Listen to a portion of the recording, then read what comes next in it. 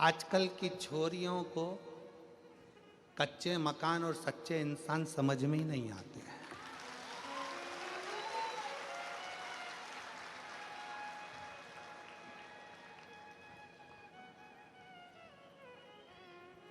आजकल की छोरियों को कच्चे मकान और सच्चे इंसान समझ में नहीं आते। इनको तो जो 10 रुपए की चाउमीन खिला दे और 50 रुपए का बैलेंस डलवा दे और झूठी झूठी बातें करे, बस वो समझ में आते। झूठे जिनके पास खुद गाड़ियां नहीं है, दूसरे की गाड़ी सुधारने के लिए आई थी, 50 रुपए का पेट्रोल डलवा के बुड़ बुड़ करके गाड़ी सुधारने वाला व्यक्ति गाड़ी लेके आज की छोरियों को लेकर सनातन धर्म को बर्बाद करने के लिए सनातनियों की बेटियों को लेकर जब घूमने निकलता है, तो आजकल की छोरियों को, आजकल की बेटियों को वो झूठे, वो कपटी, वो बेईमान अच्छे लगते हैं, और जो सनातनी सच्चे हिंदू हैं वो अच्छे नहीं लगते।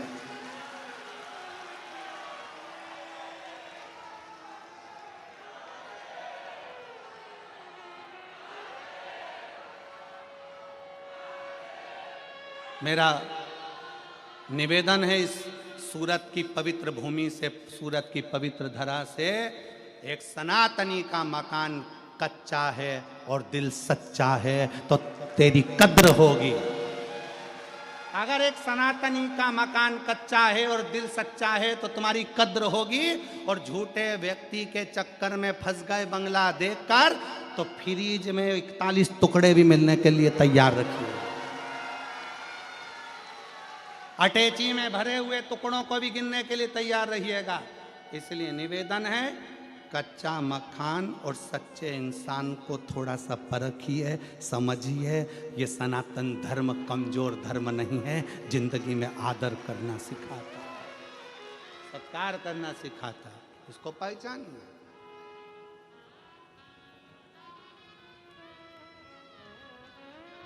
हम जानते हैं हम बोलेंगे और लोग बवाल मचाएंगे, लोगों को काली मिर्ची जरा ज्यादा लगती है।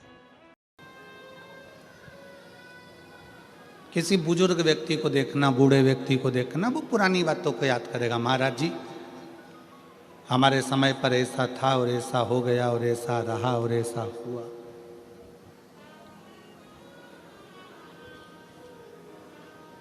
वो पुरानी बातों को याद करेगा, पुरानी बातों को विचारेगा, पुरानी बातों का स्मरण करेगा और बाद में उस पुरानी बातों की चिंता में ही लग जाएगा।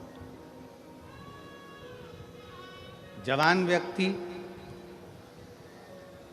युवान मेरे भाई बहन, युवान व्यक्ति आने वाले समय की चिंता में रहते हैं। हो सकता है कल का मार्केट डाउन हो जाए, हो सकता है कल का ये मार्केट टूट जाए, कपास डाउन हो जाए, या सोयाबीन ज़्यादा हो जाए, या ये हो जाए या वो हो जाए। बूढ़ा व्यक्ति पुरानी बातों को याद कर कर चिंता करता है, चिंतित होता है और चिंता में डूबता है। युवान भाई बहन, नवयुवक बेटा बेटी आने वाले कल की चिंता में डूबे रहते हैं और वो अपनी जिंदगी को कल की चिंता में लगाते लगाते लगाते लगाते मायूस हो जाते हैं, चिंतित हो जाते हैं। बूढ़ा पुरानी बात से चिंतित हो रहा है, नवयुवक बेटा बेटी कल की बात से चिंतित हो रहे हैं। केवल एक, तुम्हारे घर में अगर कोई छोटे बच्चे हों, उन बच्चों को देखना, उनको पुरानी बात से भी मतलब नहीं रहता और उनको आने वाले कल से भी मतलब नहीं रहता। वो अपनी मस्ती में जीते। कल क्या हुआ भूल गए, मम्मी ने कितना डांटा भूल गए, पापा ने क्या कहा भूल गए, दादी ने पटक कर खूब मारा भूल गए। वापिस आए, दादा की गोद में बैठ गए, दादू ऐसा, दादी ऐसा, मम्मी ऐसा, पापा ऐसा, भूल गए। बूढ़ा व्यक्ति पुरानी बातों को याद कर कर रोता है, चिंता में डूबा रहता है। जवान व्यक्ति कल की चिंता में डूबा रहता है। और बचपना बच्चा कोई चिंता नहीं करता, उसको मालूम है कि मेरे दादा दादी मेरे माँ बाप बैठे हैं तो मुझे चिंता क्या करना। बस आपको और हमको भी वही जिंदगी जीना है एक बच्चे जैसी, कि प्रसन्न होकर जियो, और जब भी चिंता लगे तो ये कह दो कि मेरे दादा दादी बैठे हैं, मेरे महादेव मेरे शंकर बैठे हुए हैं, मेरा शंभू बैठा है। अकाल मृत्यु वो मरे जो काम करे चंडाल का, और काल उसका क्या बिगाड़े जो भक्त हो महाकाल का। जो शिव की उपासना में डूबा हुआ है, जो शंकर की आराधना में डूबा हुआ है, तो उसको ये सोचना चाहिए कि मैं बच्चा वो मेरा बाप।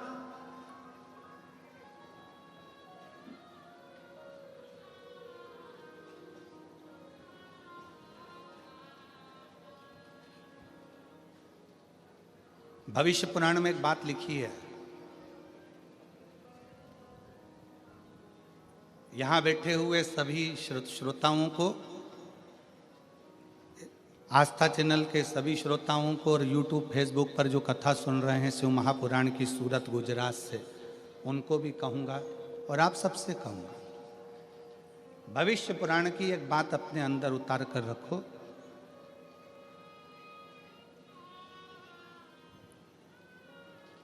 आपकी जब उम्र बढ़ती चली जाए, आपकी जब उम्र बढ़े, तो आपके पहचान के जितने बुजुर्ग हैं ना, उनसे मिलना चालू करो। कारण आपकी उम्र बढ़ेगी और आप अपने घर के, परिवार के, मोहल्ले के, सोसाइटी के, नगर के बुजुर्गों से, जिनसे आप पहले मिलते रहे हो, उनसे मिलते रहोगे, तो आप कभी, आपको ये नहीं लगेगा कि मैं बहुत उम्र में बुजुर्ग हो गया हूँ, बड़ा हो गया हूँ। बड़ों के पास बैठोगे तो ऐसा लगेगा अभी भी मैं इनका बच्चा हूँ, अभी भी मैं इनका छोटा बेटा हूँ। ये भविष्य पुराण कहती है, बड़ों के पास बैठने से हम बहुत बड़े नहीं होते, हम छोटे की छोटे ही रहते। पत्नी के पास बैठोगे तो वो कह देगी तुम्हारी उम्र इतनी हो गई, तुम्हारा बर्थडे ये वाला आ रहा है, तुम्हारा वो जन्मदिन ये वाला आ रहा है। पति के पास बैठोगी तो कह देगा कि तुम्हारा जन्मदिन ये वाला आ रहा है। बहन के पास बैठोगे तो बहन कह देगी तुम्हारा जन्मदिन ये आ रहा है। भाई के पास बैठोगे तो कह देंगे तुम्हारा जन्मदिन ये आ रहा है। पर किसी घर के बुजुर्ग के पास बैठोगे, अपने माता पिता के पास, अपने काका काकी के पास, अपने बुआ फूफा के पास, अपने मामा मामी के पास, अपने नाना नानी के पास, अपने दादा दादी के पास, अपने मोहल्ले में रहने वाले किसी बुजुर्ग के पास बैठोगे, तो वो तुरंत कह देगा मुझे तो नहीं लगता कि इतने साल का हो गया, तो मेरा वही छोटा सा बबुआ है, तू मेरा भी छोटा सा बेटा है। उसकी निगाह में आप छोटे की छोटे ही हो, उसकी निगाह में आप छोटे की छोटे ही।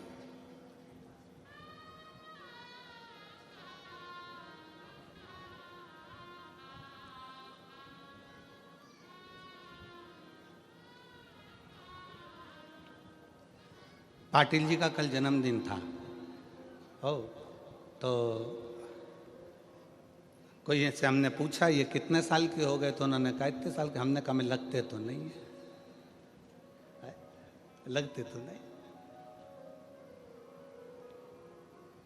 किसी बड़ों के पास बैठोगे, भविष्य पुराण कहती है किसी बड़े के पास जाकर बैठोगे तो तुम अपना छोटपन कभी नहीं भूलोगे।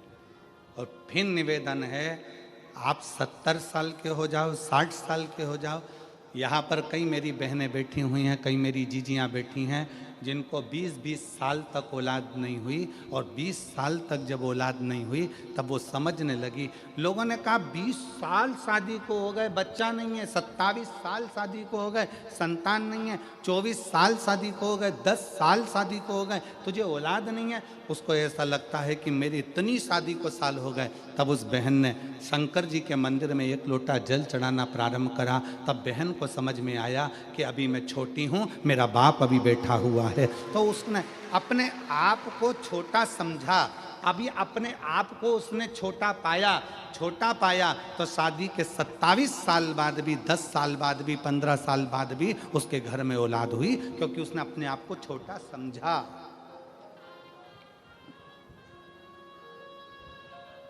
बड़ी बहू और छोटी बहू इसमें दोनों में सबसे ज्यादा सुखी कौन सी रहती है? बोलो री जी हो। बड़ी बहू ज्यादा सुखी है कि छोटी? सबसे ज्यादा सुखी होती है छोटी। क्यों? बड़ी के हाथ से थोड़ी सी भी काम बिगड़ जाए ना तो सास चिल्ला के दौड़ती है, तुझ में तो अकल थी, तू तो बड़ी थी, तू तो समझदार थी। और छोटी के हाथ से अगर कोई काम बिगड़ जाए तो सास कहती तो छोटी है रे, अब भी आई, अभी आई, उसको क्या मालूम, वो तो छोटी है, उसको इतनी अकल थोड़ी ना, तू तो समझदार थी ना, तू तो श्रेष्ठ थी ना। घर को लेकर चलने का किसको कहा जाता है? छोटे को कि बड़े को? बड़े को। बेटा तू घर का समझदार बेटा है, बड़ा बेटा है, तुझे परिवार को लेकर चलना है, तुझे परिवार को ढोकर चलना है, सब कुछ बड़ा झुककर चले, बड़ा नम्रता में चले, बड़ा सबको लेकर चले, पर सबसे ज्यादा सुख छोटे को होता है। बड़ी बहू ताला लगाने में रखी है, पापा तुम चले जाओ, मम्मी तुम चले जाओ, घर में बच्चे हैं, मैं देख लूंगी, ऐसा कर लूंगी, वैसा कर लूंगी। शादी हो रही है घर में, परिवार में शादी है, बड़ी बहू बेचारे मेहमानों को निभाने में लगी हुई है, मेहमान आ रहे हैं उनको खिलाने में लगी हुई है, और छोटी बहू दोनों हाथों में नीचे तकिया रख के आराम से मेहंदी मंडाने में लगी। अब किसी ने सास से कहा, वो तुम्हारी छोटी बहू को देखो जरा मेहंदी मंडवा रही है, और वो बड़ी बेचारी इतना काम कर रही है, तो इतने में सास ने भी कह दिया, पल्लू में सास ने पल्लू लेकर, उसमें तो अक्ल नहीं है, अक्ल नहीं। अब घर में इतना शादी मादी पड़ी, उसको मेहंदी मंडवाने की क्या जरूरत थी? पर छोटी में अक्ल नहीं। मेरी बड़ी वो देखो वो ताला लगा रही है, वो मामा जी को खाना खिला रही, फूफा जी को खाना खिला रही, बुआ जी को खाना खिला रही, और छोटी अक्ल नहीं। और बड़ी बहू को तैयार होने की फुर्सत नहीं, और छोटी पार्लर में 2 घंटे से गई है, 2 घंटे से वो मुंडा ऊपर करके कजन क्या पोत पोता के 2 ककड़ी का टुकड़ा रख के बैठी 2 घंटे।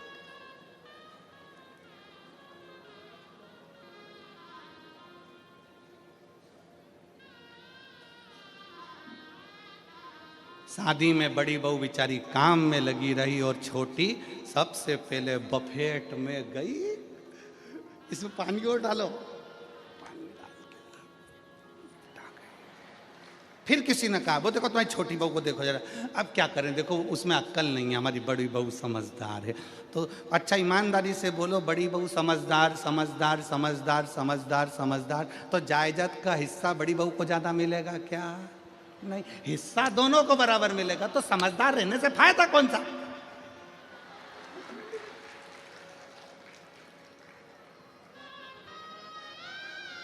फिर लाभ कौन सा है?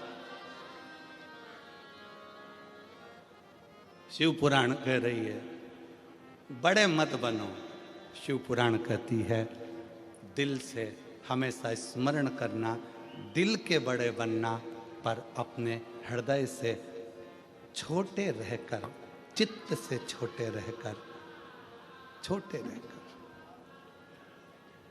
अपने माता पिता के चरणों के दास रहकर,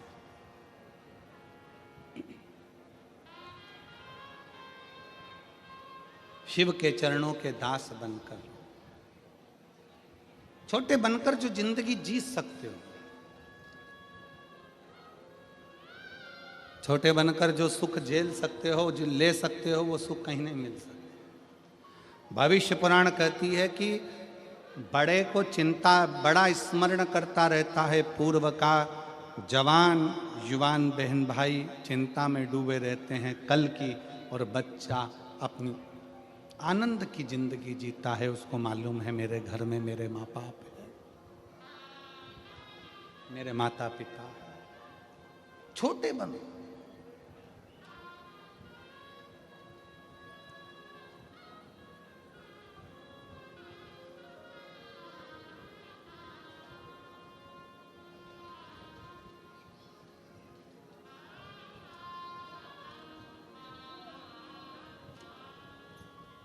और जितने छोटे बनकर आप अपनी जिंदगी को जियोगे उतने सुखी रहोगे। यहाँ इतने सारे बैठे हैं बड़े बड़े बड़े बड़े, उनसे पूछो कमा रहे हैं तो टेंशन है,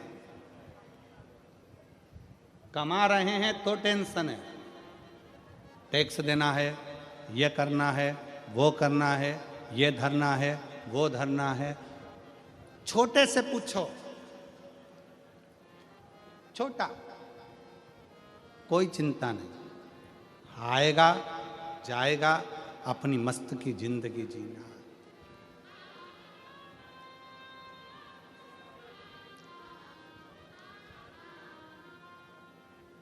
अपनी मस्त की जिंदगी।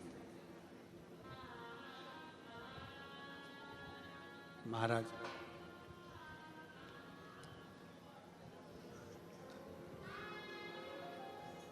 कोई भी पूछे जिंदगी में, आप एक बात जरूर कहते हो कि मैं अच्छा हूं, अच्छा हूं। कोई तुमसे पूछ ले केम छो, मजा मां,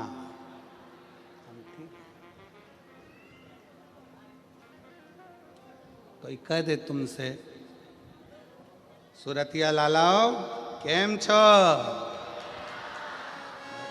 कोई कह ले तुमसे,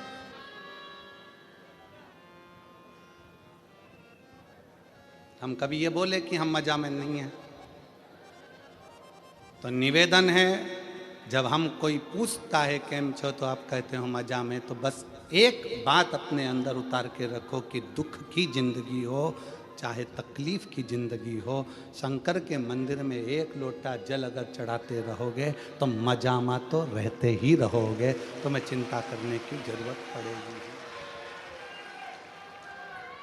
और मैंने तेरे ही भरोसे बाबा, तेरे ही भरोसे हवा बिच उड़ती जवानी, बाबा डोर हंस दीना में कटी जावागी।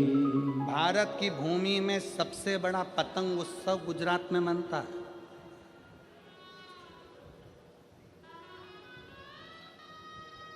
जितनी गुजरात के लोग उड़ाते हैं उतनी कोई नहीं उड़ा पाता है।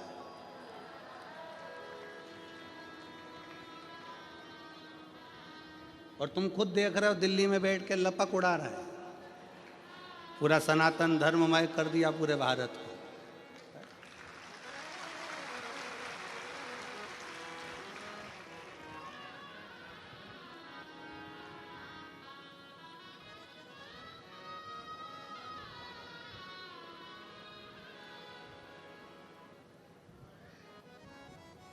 खूब उड़ाओ, खूब उड़ाओ। काटने के लिए भी एक दिन दिया और उड़ाने के लिए भी एक दिन दिया, मकर संक्रांति का, कि उड़ाना भी लपक कर और काटना भी लपक कर। पर शिव महापुराण की कथा कहती है, आसमान की पतंग को काटो मना नहीं है, पर किसी के व्यापार को और किसी के हृदय को और किसी के शरीर को मत काटो।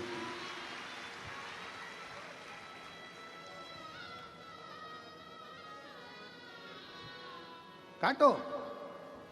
अपने पड़ोस में किसी बेटी का संबंध हो रहा है, किसी बेटे की शादी हो रही है, कोई तुमसे पूछने आया कि साहब शादी कर रहे हैं, लड़का कैसा है? काटना नहीं, बहुत अच्छा है, बहुत अच्छी बेटी है, करो, बड़े प्रेम से करो, बहुत अच्छे से करो, बहुत श्रेष्ठता से करो।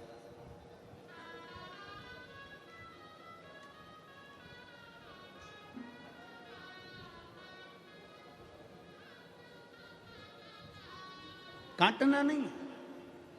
मेरे शंकर भगवान ने, मेरे उघड़दानी ने, मेरे शिव ने, मेरे त्रिकालदर्शी ने, मेरे कैलाशी ने, मेरे अविनाशी ने, मेरे शंकर भगवान जब एक बार भगवान शिव श्री सेलम की भूमि पर बैठे हुए थे,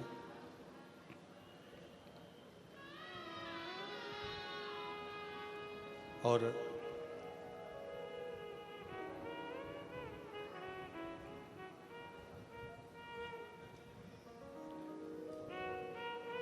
शिव जी श्री शैलम की धरा पर बैठे हैं।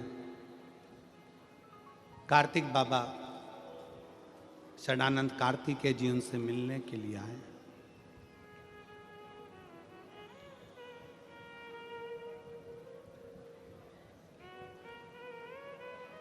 शिव जी के साथ में माता पार्वती जी भी विराजमान है। और जब जब मेरे महादेव श्री शैलम की भूमि पर बैठते हैं, जब जब मेरे देव अधिदेव महादेव श्री शैलम में जाकर बैठते हैं पार्वती जी के साथ में, तब तब माता पार्वती जी शंकर भगवान से गायन विद्या को सीखती है।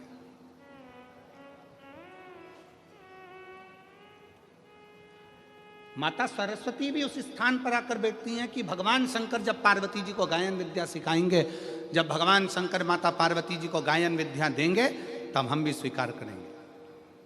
और श्री शैलम की भूमि पर जब जब महादेव भगवान शंकर पार्वती जी को गायन विद्या देते हैं, उस जगह पर तुमरुका जी भी आकर खड़े हो जाते हैं। तुमरुका जी जिनका घोड़े का मुख लगा है, वीणा हाथ में, करताल हाथ में, शिव शिव शिव शिव, ओम नमः शिवाय, ओम नमः शिवाय, ओम नमः शिवाय जपते हैं।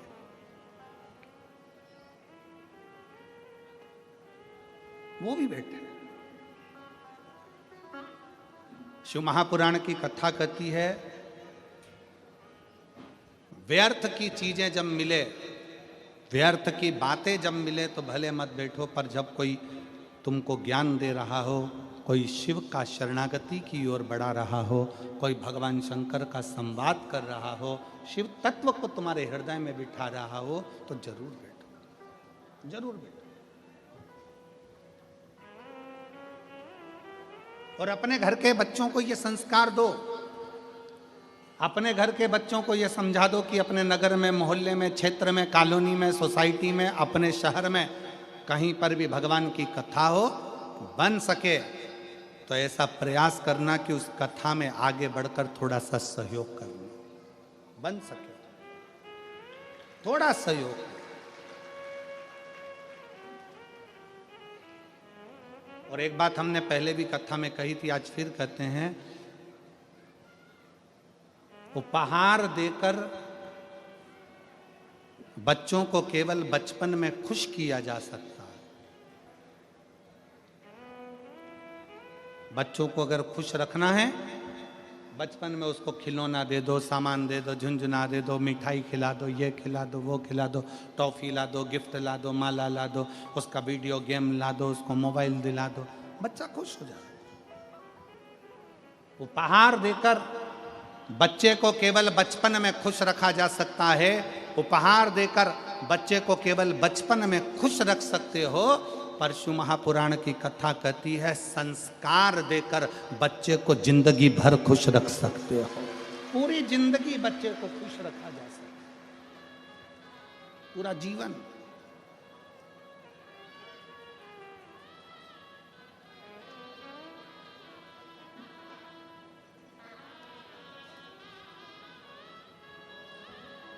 चार भूमि है जहां पर भगवान शंकर पार्वती जी के साथ बैठे हैं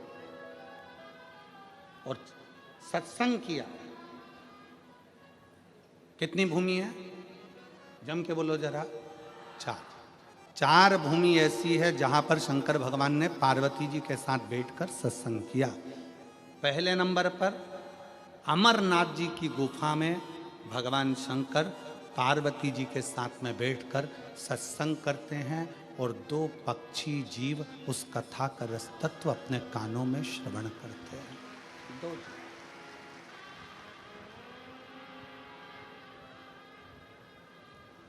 अमरनाथ की गुफा और अमरनाथ जी की गुफा में बैठकर भगवान शंकर पार्वती जी के साथ सत्संग कर, भगवान शिव पार्वती के साथ सत्संग।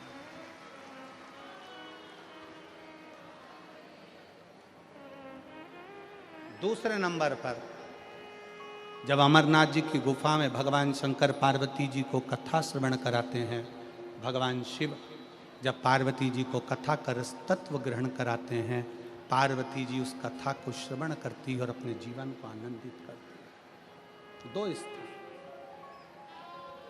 दो जगह।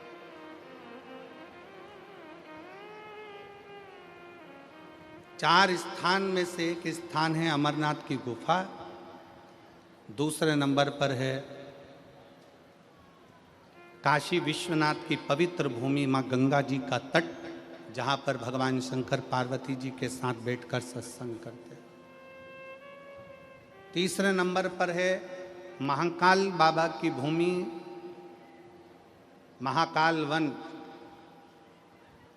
माँ छिपरा का तट, जहाँ पर भगवान शंकर बैठकर पार्वती जी के साथ सत्संग करते हैं। चौथी भूमि है श्री शैलम मल्लिकार्जुन, जहाँ पर भगवान शंकर पार्वती जी के साथ बैठकर सत्संग करते हैं, शिव चर्चा का स्मरण करते हैं। 4 स्थान, और 4 स्थान में भी चारों स्थान की मूलता है। शंकर भगवान जब पार्वती जी के साथ अमरनाथ की गुफा में सत्संग करते हैं, उस जगह पर सबको भगा देते हैं, किसी को नहीं रखते, केवल एक पक्षी का जोड़ा बैठकर अमरनाथ जी की कथा का रसतत्व सुनता है। केवल एक पक्षी का जोड़ा। जब अमरनाथ जी की कथा में, अमरनाथ जी की गुफा में केवल शंकर और पार्वती दोनों बैठते हैं और सबको भगा कर वे केवल एक पक्षी का जोड़ा बैठकर कथा को सुनता है। दूसरे नंबर पर है काशी विश्वनाथ की भूमि। उस काशी विश्वनाथ की भूमि पर गंगा जी के तट पर जब भगवान शंकर पार्वती जी के साथ बैठते हैं तो सारे ऋषि, संत, साधु, तपस्वी, सन्यासी भगवान शंकर के सत्संग को श्रवण करते हैं। तीसरे नंबर पर है महाकाल वन।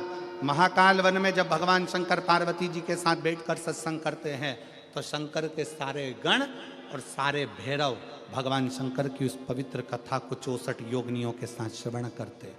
और चौथा स्थान श्रीशैलम मल्लिकार्जुन, जहाँ पर भगवान शंकर पार्वती जी के साथ बैठकर जब सत्संग करते हैं तो वहाँ पर जितनी गायन विद्या में देवता हैं, नारद जी, तुमरुका जी, सरस्वती जी, वीणा देवी आदि जितनी देवी देवता जो गायन विद्या में निपुण है, वो आकर सत्संग करते हैं। ऐसे 4 स्थान पर 4 सत्संग भगवान शिव पार्वती के चलते।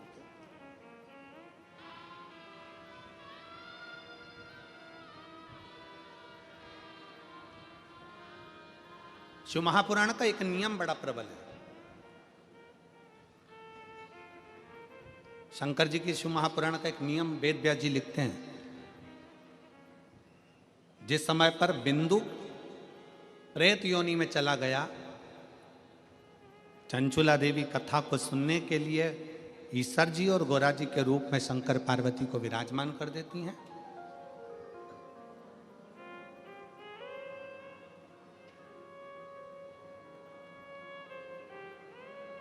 तब वेद व्यास जी ने लिखा कि शिव महापुराण का एक सबसे बड़ा नियम है, आप जब कथा सुनने के लिए बैठते हो और जिसका स्मरण करते हो, जिस जीव के लिए आप कथा सुनते हो या अपने लिए सुनते हो या अपने कार्य की सिद्धि के लिए सुनते हो या कोई मनोकामना के लिए सुनते हो, शिव महापुराण की कथा कहती है कि वेद व्यास जी कहते हैं आपने जिसका मनन चिंतन शिव महापुराण की कथा में बैठकर करा होता है, कथा उसको प्राप्त हो जाती है और उसका कल्याण हो जाता है। शिव महापुराण का सबसे बड़ा एक आनंद है कि हम कथा में बैठकर जो स्मरण कर, हम कथा में बैठकर जैसा मनन चिंतन करें,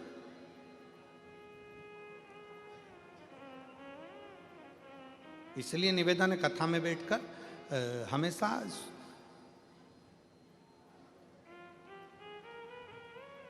प्रयास करा करो कि अच्छा मांगो। हमने पहले कथा में कहा था कि 3 मित्र थे और तीनों मित्र शंकर जी के मंदिर में गए, शंकर जी की स्तुति करी, शंकर जी प्रसन्न हो गए। शंकर जी ने कहा मांगो पहले वाले से, तो वो बहुत 2 मित्र काले थे, एक गोरा था, तो उस काले मित्र ने कह दिया भगवान मुझे गोरा कर दो। शिव जी ने उसको गोरा कर दिया। दूसरा मित्र भी काला था, उसने भी भगवान से मांगा भगवान मुझे गोरा कर दो, भगवान ने उसको भी गोरा कर दिया। अब तीसरे का नंबर आया, उससे पूछा तू मांग ले, तो कि जैसे थे वैसे ही कर दो, ये जैसे थे इनको वैसा कर दो, काले थे काला ही कर दो। अब जरा विचार करने वाली बात है, तीसरा मित्र चाहता तो कुछ अपने लिए अच्छा मांग लेता, पर दूसरे का बुरा करने के चक्कर में वो अपना भी छोड़ बैठा और अपने लिए भी नहीं मांगा। हम दूसरे का बुरा करने में लगे हुए हैं तो अपना भी छूट जाता।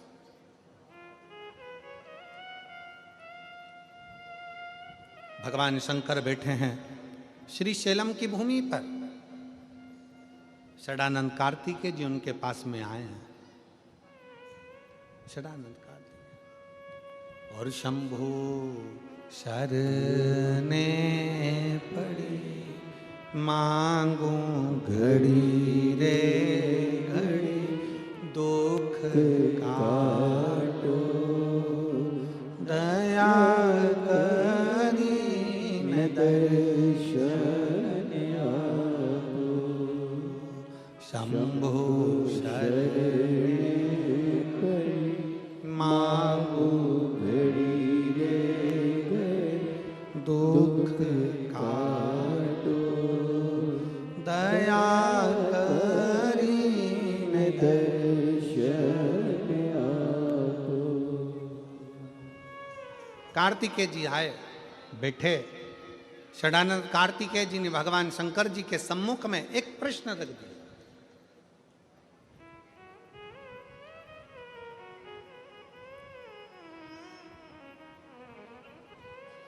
और प्रत्येक संसार के मनुष्य सुन ले बड़े सावधानी से।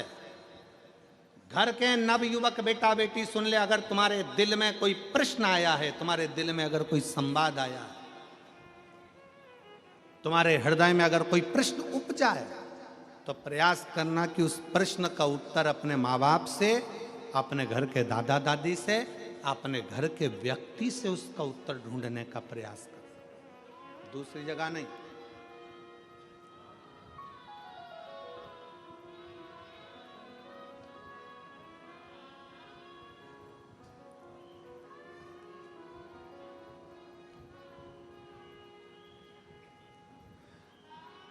एक बात हम कहने जा रहे हैं, हो सकता है कि कई लोगों को बुरी लग जाए, और वैसे भी हमारी बात जरा लोगों को बुरी लगती ज़्यादा है।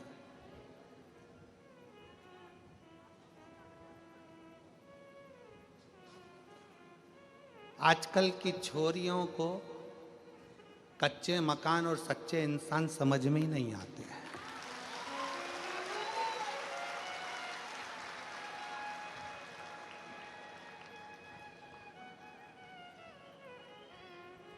आजकल की छोरियों को कच्चे मकान और सच्चे इंसान समझ में नहीं आते।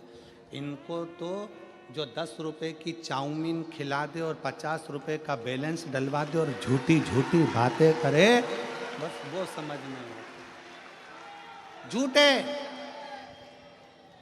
जिनके पास खुद गाड़ियां नहीं है, दूसरे की गाड़ी सुधारने के लिए आई थी, 50 रुपए का पेट्रोल डलवा के बुड़ करके गाड़ी सुधारने वाला व्यक्ति गाड़ी लेके आज की छोरियों को लेकर सनातन धर्म को बर्बाद करने के लिए सनातनियों की बेटियों को लेकर जब घूमने निकलता है, तो आजकल की छोरियों को, आजकल की बेटियों को वो झूठे, वो कपटी, वो बेईमान अच्छे लगते हैं, और जो सनातनी सच्चे हिंदू हैं वो अच्छे नहीं लगते।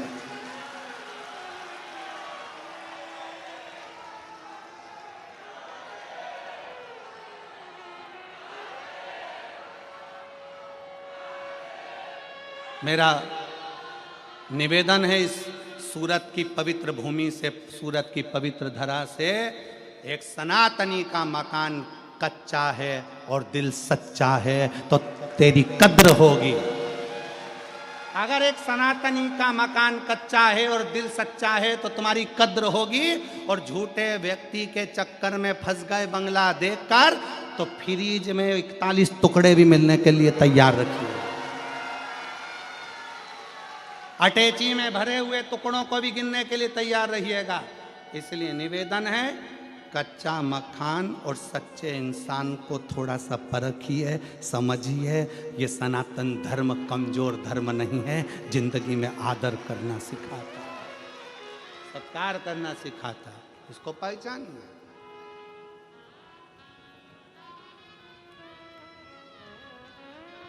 हम जानते हैं हम बोलेंगे और लोग बवाल मचाएंगे, लोगों को काली मिर्ची जरा ज़्यादा लगती है, और शिव तत्व शंकर को पहचानिए।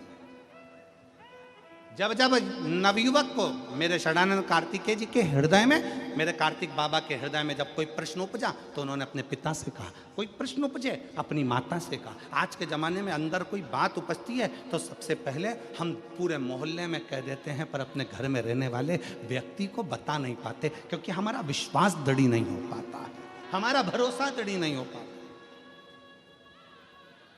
मेरा बेटियों से, मेरे बेटाओं से निवेदन है, तुम्हारे मन में अगर कोई भाव है तो पहले अपने माता पिता से कहो, पापा ऐसी बात है, मम्मी ऐसी बात है। हम पूरे मोहल्ले को बता रहे, हम अपनी सहेलियों को बता रहे, अपने दोस्तों को बता रहे, अपने फ्रेंडों को बता रहे, सबको बता रहे, पर वो अपने अपने घर में रहने वाले व्यक्ति को नहीं बता पा रहे।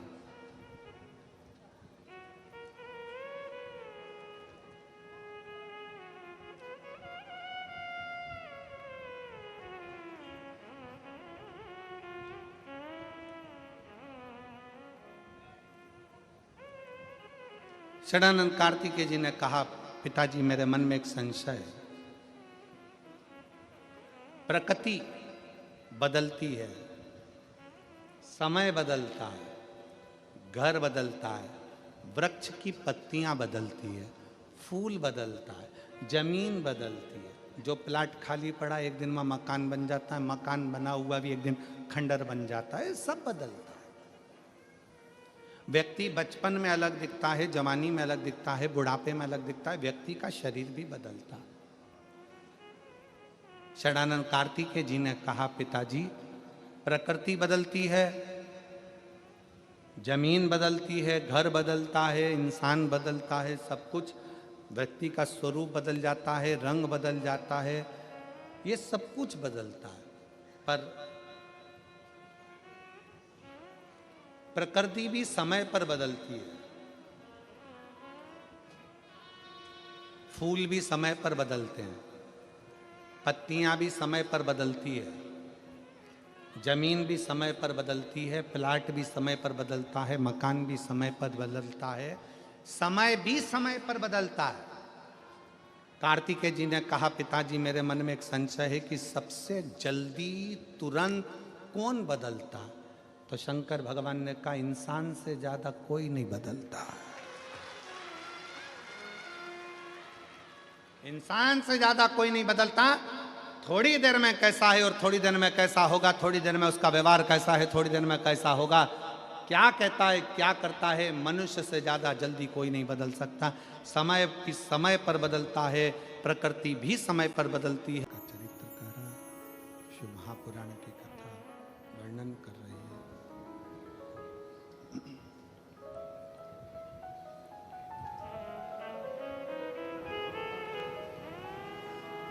भगवान ब्रह्मा और भगवान विष्णु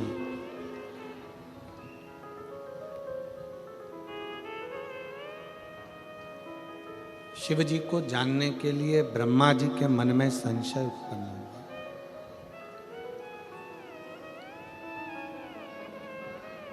और उन्होंने विचार किया, उन्होंने विचार किया कि शिव है कौन, शंकर कौन?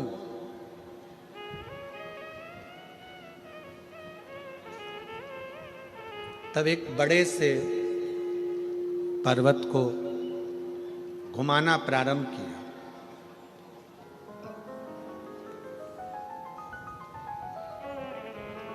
एक शिवलिंग की आकृति प्रकट हुई, भगवान शंकर की आकृति प्रकट हुई।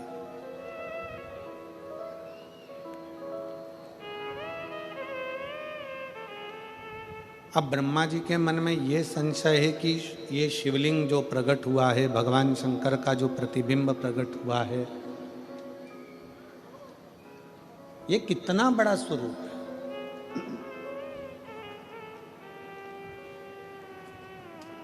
शिव महापुराण की कथा एक बात कहती है,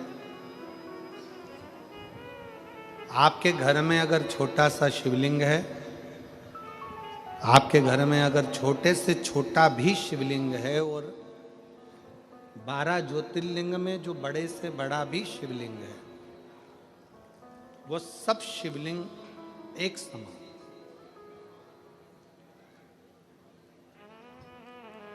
अगर आप भगवान शंकर को एक लोटा जल अपने घर में समर्पित कर रहे हो, मंदिर में जाकर समर्पित कर रहे हो, या कहीं ज्योतिर्लिंग में जाकर समर्पित कर रहे हो, या उपलिंग पर जाकर समर्पित कर रहे हो, उप ज्योतिर्लिंग में पहुंच रहे हो, फल प्राप्त जरूर होता है, फल मिलता जरूर। तो उसका एक पत्र है, देखिए।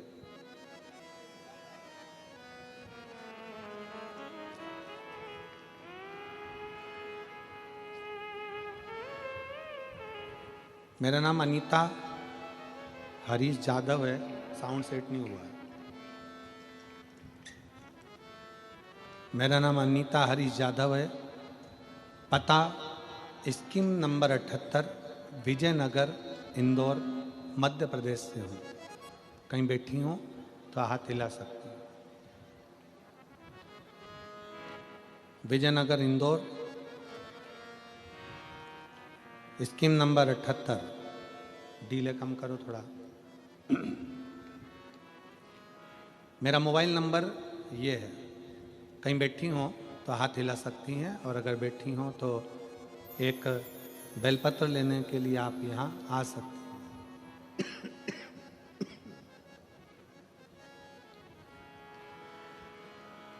मैं यजमान परिवार पाटिल परिवार को धन्यवाद देती हूँ, जिन्होंने सूरत में यह कथा करवाकर हम सबको श्रवण कराने का सौभाग्य दिया। इंदौर में एक दिन की शिव चर्चा हुई थी, हमने सुनी, हमने बाबा से प्रार्थना कर आए, हमारी बेटी की जॉब लगा दीजिए बाबा। केवल एक दिन की कथा थी इंदौर में, और एक दिन की शिव चर्चा में हमने बैठकर बाबा से प्रार्थना करी, बाबा मेरी बेटी का जॉब लग जाए। आप कहते हो मेहनत को 4 गुना करो। हमारी बेटी ने आपकी बात को मानकर जो मेहनत करती थी उससे 4 गुना ज़्यादा उसने मेहनत करना प्रारंभ कर।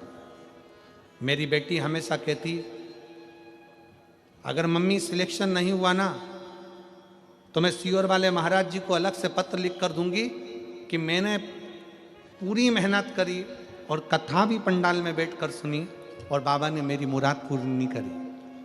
और अगर सीहोर वाले महाराज मेरा पत्र नहीं पढ़ेंगे तो मैं माइक लेके पत्र पढ़ूंगी कि बाबा ने मेरी बात क्यों नहीं मानी, मेरी पूजा में क्या कमी रह गई।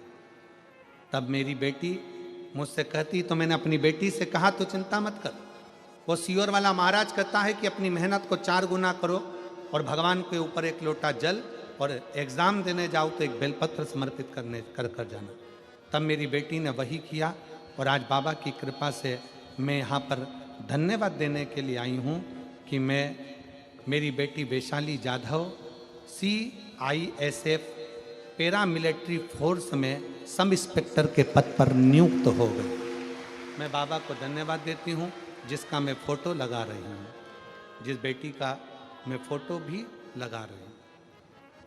CISF में पैरामिलिट्री फोर्स में सब इंस्पेक्टर के पद पर उसका सिलेक्शन हो गया, और मेरी बेटी ने ऑनलाइन इंडिया रैंक में 17वां स्थान प्राप्त किया। गुरुदेव, आप कहते हो कि बच्चों से आप कहते हो कि अपनी मेहनत को 4 गुना बढ़ा।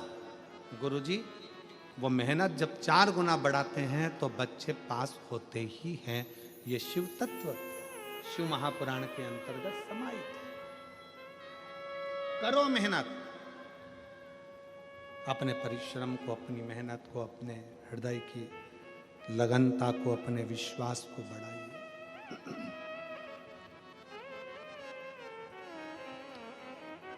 और खाली ना जाता कोई दर से तुम्हारे, खाली ना जाता कोई दर से तुम्हारे, मैं भी खड़ी हूँ नन्ही बारी पसारे, अपने हृदय से लगा लो गिरा रहा हूँ, उठा लो भोले अपने दर से अब तो न टालो।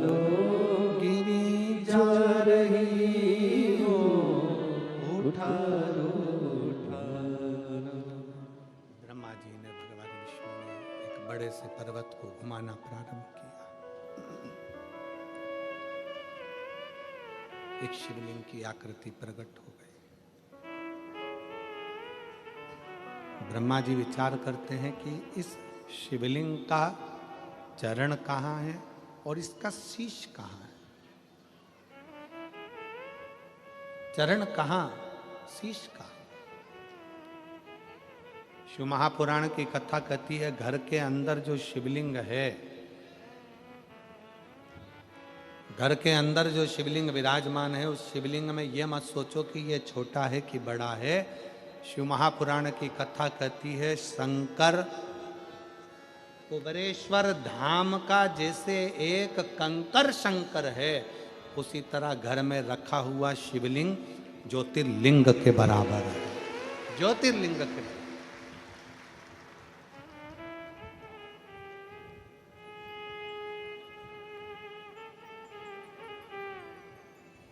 उसका भजन खाली नहीं जाता। एक पत्र है,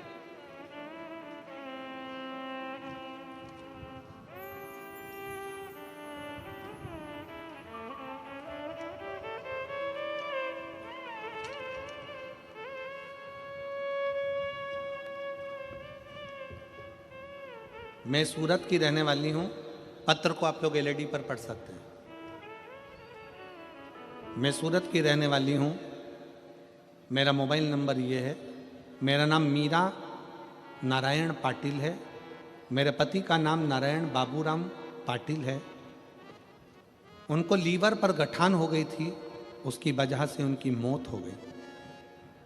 मेरा बेटा पंकज नारायण पाटिल कहीं बैठे हों तो एक बेलपत्र लेने के लिए आ सकते हैं। मेरा बेटा पंकज नारायण पाटिल उम्र 27 साल है, उसके भी लीवर पर गठान हो गई।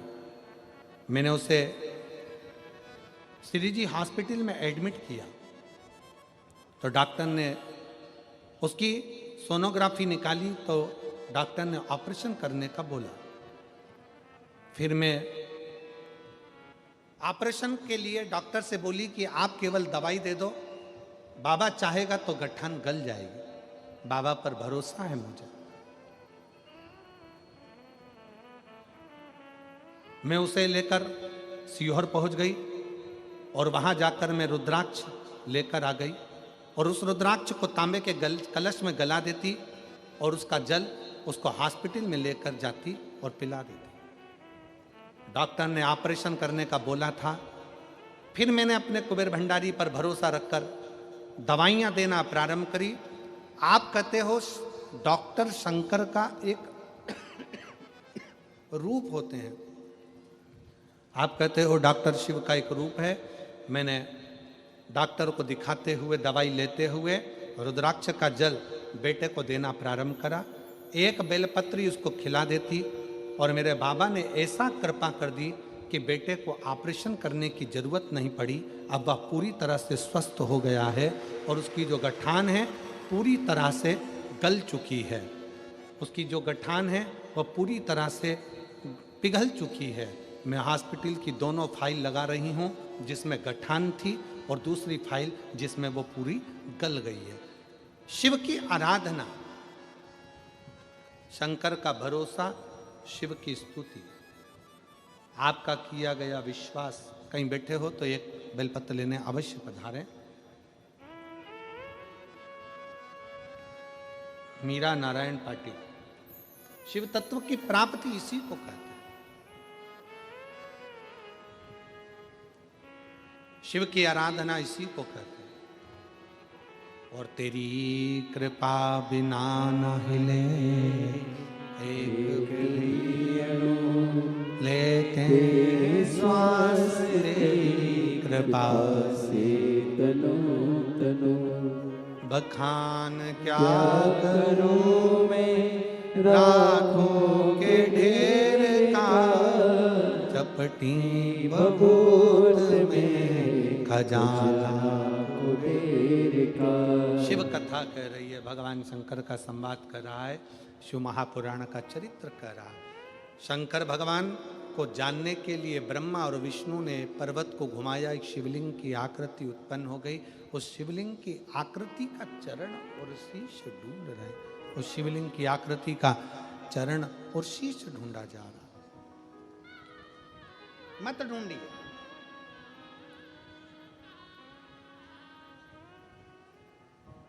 शिव मंदिर में जाकर, भगवान शंकर के मंदिर में पहुंचकर, भगवान शिव की शरणागति में जाकर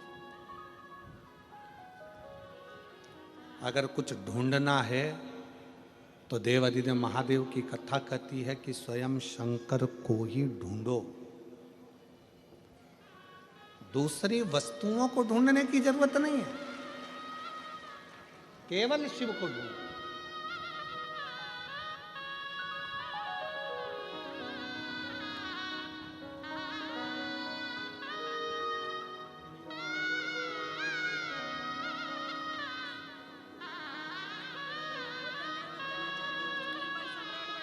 ये बैठे के लिए या नहीं?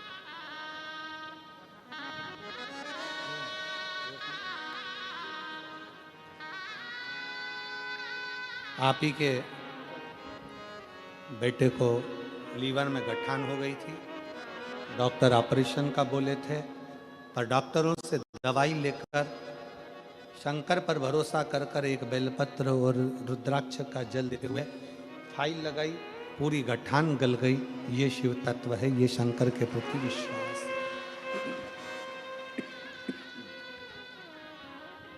ये शंकर के प्रति करा गया भरोसा है, स्मरण। शिव कथा कर रही है, भगवान शंकर का संवाद कर रहा है, शिव महापुराण की कथा कर रही है।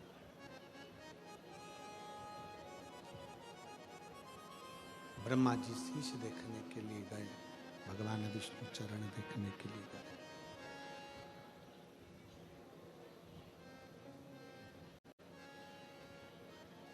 शिवलिंग का शीश देखने के लिए ब्रह्मा जी जाते हैं,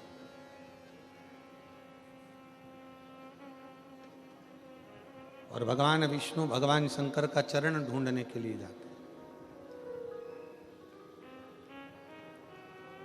भगवान विष्णु को यह मालूम था कि चरण नहीं मिलेगा,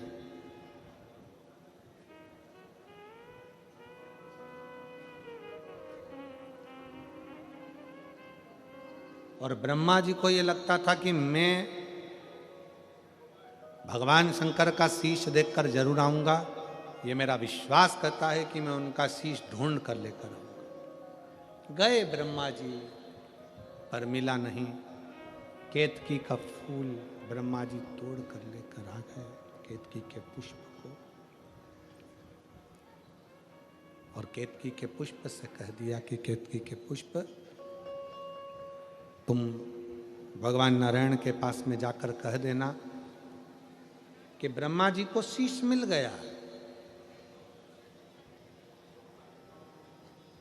गौ माता को साथ में लेकर आ गए, कह दिया गाय तुम चलकर कह देना कि ब्रह्मा जी को शीश मिल गया। आते से ब्रह्मा जी ने सबसे पहले भगवान नारायण से पूछा, भगवान नारायण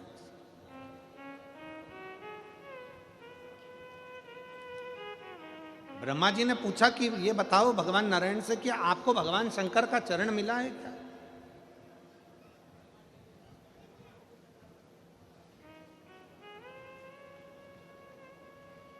नहीं, हमें भगवान शंकर का चरण नहीं मिला। भगवान नारायण ने एक बार सत्य कह दिया, और शिव महापुराण की कथा कहती है एक बार सत्य बोल देने पर 50 बार झूठ बोलना नहीं पड़ता, और जो एक बार झूठ बोल देता है तो उसको पूरी जिंदगी झूठ ही बोलना पड़ता है। सत्यम शिवम, शिव की जीवन में शंकर भगवान को पाने के लिए सत्य बहुत जरूरी है, बहुत जरूरी है।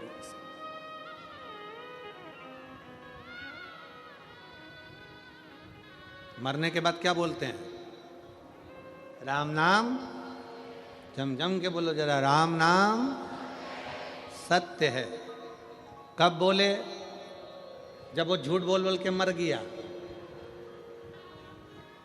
तब बोले राम नाम सत्य है।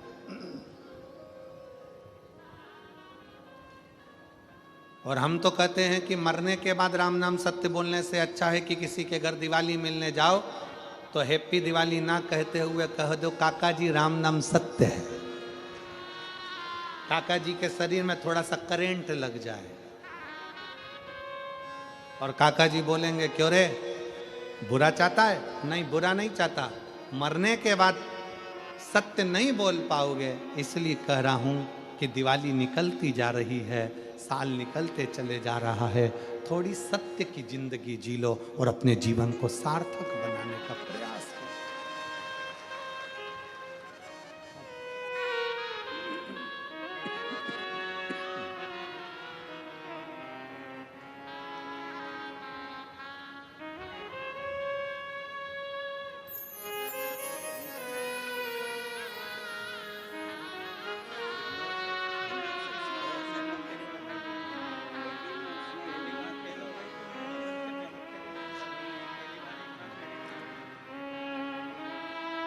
वैशाली जाधव के माता पिता हैं जिनकी बेटी पैरामिलिट्री फोर्स में सब इंस्पेक्टर के पद पर सिलेक्शन हुई है।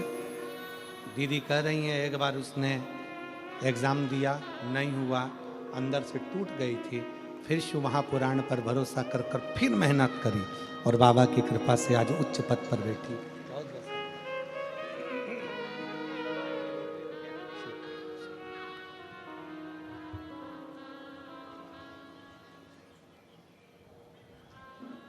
सत्य की जिंदगी जियो और जितना सत्य की जिंदगी जियोगे उतना जीवन की सार्थकता होगी। सत्य का जीवन मनुष्य की श्रेष्ठता प्रदान करता है। सत्य का जीवन।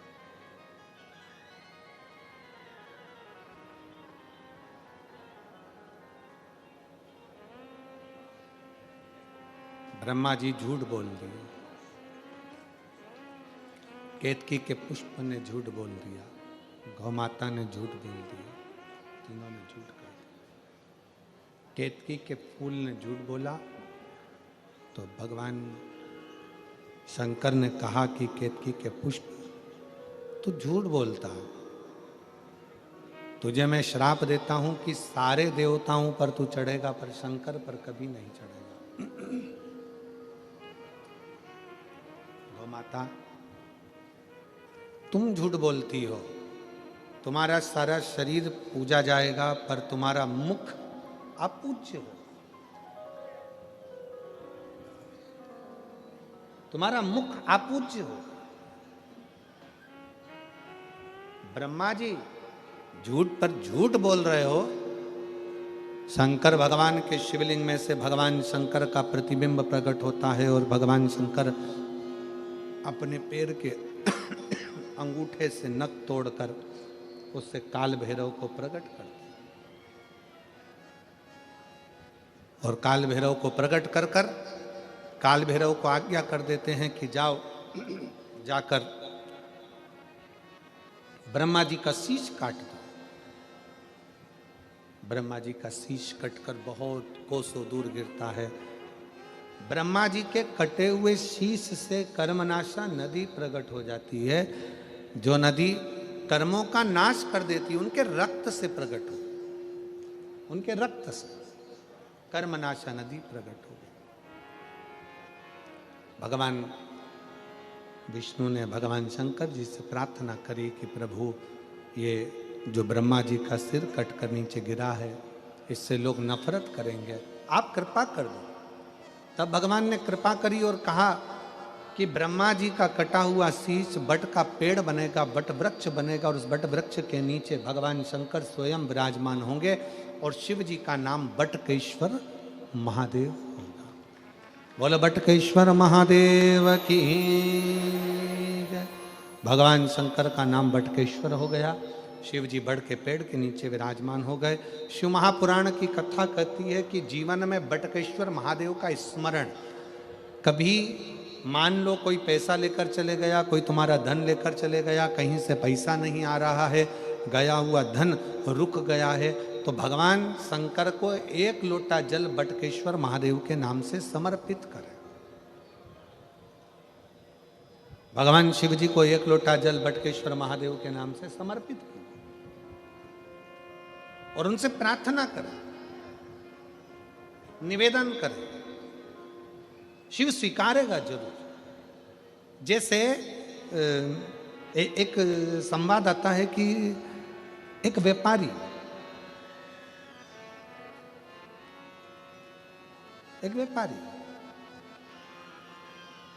व्यापार को जाता है,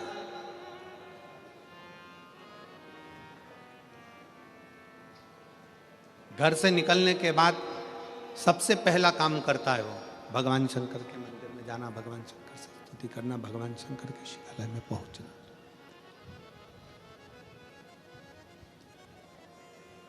सबसे पहला काम उसका एक ही रहता है। व्यापारी घर से निकलता है, सबसे पहला काम करता है कि शंकर भगवान के शिवालय में, भगवान शंकर के मंदिर में, भगवान शंकर के शिवालय में, भगवान शंकर के दिवालय में जाकर बैठे और शिवालय में जाकर भगवान शंकर के पास कुछ देर बैठता है, अपना मंत्र का उच्चारण करता है, अपने मंत्र का स्मरण करता है। श्री शिवाय नमस्तु, श्री शिवाय नमस्तु,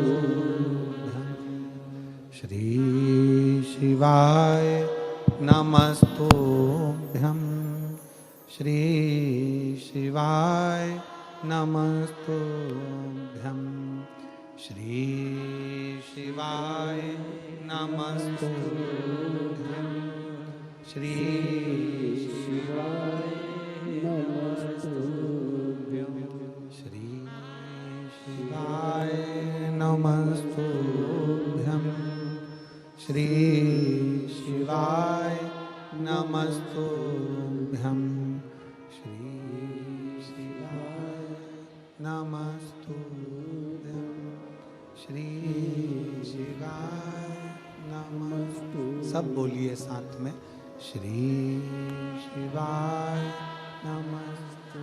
बढ़ाइए भाई, रिटर्न बढ़ाओ थोड़ा सा, साउंड को सेट करो, गला पकड़ रहा है बहुत ज्यादा। श्री शिवाय नमस्तुभ्यं, श्री शिवाय नमस्तुभ्यं, श्री शिवाय नमस्तुभ्यं, श्री शिवाय नमस्तुभ्यं, श्री शिवाय नमस्तुभ्यं, श्री शिवाय नमस्तुभ्यं, श्री शिवाय नमस्तुभ्यं, श्री शिवाय नमस्तुभ्यं। व्यापारी भगवान शंकर के मंदिर में जाकर बैठता है, शिवालय में जाकर बैठता है, शंकर की चौखट पर जाकर बैठता है, शिव नाम का स्मरण करता है, भगवान शंकर के मंत्र का स्मरण करता है, शिव नाम को उच्चारता है, शिव भक्ति को उच्चारता है।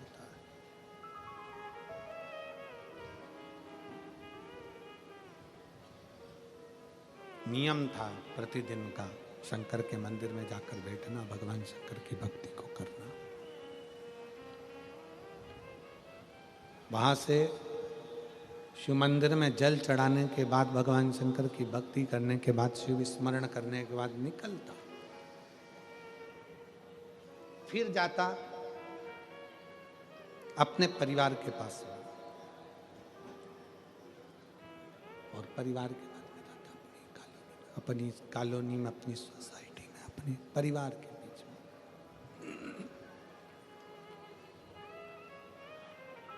पहले परिवार के पास जाता, परिवार से फिर अपनी सोसाइटी में, कॉलोनी में, मोहल्ले में, नगर में, फिर अपने क्षेत्र में जाता और क्षेत्र में भ्रमण करने के बाद वो फिर अपने व्यापार को चला जाता। शंकर का बड़ा उपासक था।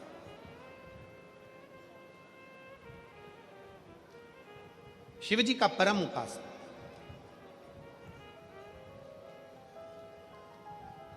शिव की भक्ति में एक मिनट बिना भक्ति के शंकर के रह ही नहीं पाता था। और उसकी भक्ति, उसका विश्वास, उसकी दृढ़ता, उसकी भजन, उसका स्मरण, उसकी भक्ति, उसका विश्वास, उसका कीर्तन, उसका नाम जाप, उसका स्मरण अविरल था। व्यापार करता, व्यापार में से जो धन लेकर आता, सबसे पहले जैसे शंकर के मंदिर में जाने के बाद व्यापार पर जाता, परिवार से मिलता, आते समय में भी वो अपना धन लेकर शंकर जी के मंदिर में आता और सबसे पहले शिव जी के पास बैठ जाता। ये हमें सीखना है, ये हमको सीखना चाहिए, ये हमको प्राप्त करना चाहिए कि व्यापारी घर से निकलकर सबसे पहले शंकर के मंदिर तक जाता है, शंकर के मंदिर के बाद फिर सबसे मिलने के बाद फिर व्यापार पर जाता है। आता है तो सबसे पहले शंकर के शिवालय में जाता है, शंकर के मंदिर में जाता है, फिर अपने घर को जाता है। अर्थात शिव महापुराण की कथा कहती है, आप घर से निकलते समय आपके घर के अंदर जो शंकर का मंदिर है, आपके घर के अंदर जो शिवालय है, आपके घर के अंदर जो भगवान का मंदिर देवालय है, सबसे पहले व्यापार पर जाने से पहले या घर से बाहर जाने से पहले पहले शंकर जी का मंदिर जो आपके घर में, पहले उसके चरणों में जाकर अपना शीश नवाइए, उसको प्रणाम करिए और उसको नमन कर कर फिर अपने व्यापार की ओर जाइए, फिर अपने व्यापार की ओर। और व्यापार से आने के बाद में भी भगवान शंकर की भक्ति करिए। आने के बाद भी सबसे पहले अपने ठाकुर जी के पास, अपने लड्डू गोपाल के पास, अपने शंकर जी के पास, अपने राम जी के पास, अपने कृष्ण जी के पास, अपने घर में जो भगवान का मंदिर है, अपने घर में जो शिवालय है, अपने घर के अंदर जो देवालय है, पहले उसके पास जाइए और उनको नमन करिए कि आपकी कृपा से आज मेरा व्यापार ठीक हुआ, आपने करा, आपका करा हुआ है जो मैं करा हूं।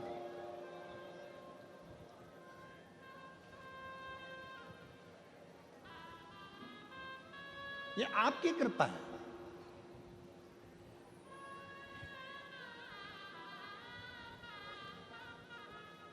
काशी क्यों जाते हैं लोग? जम के बोलो जरा, काशी काहे के लिए जाते हैं? दुनिया के लोग काशी क्यों जाते हैं? कि वहां जाएंगे, अगर हमारे प्राण छूट गए, हमारा शरीर छूट गया, तो हमें संसार सागर में फिर से जन्म लेना नहीं पड़ेगा, हम हमारे महादेव के चरणों में जाकर विलीन हो जाएंगे, हम हमारे महादेव के चरणों में जाकर रह जाएंगे।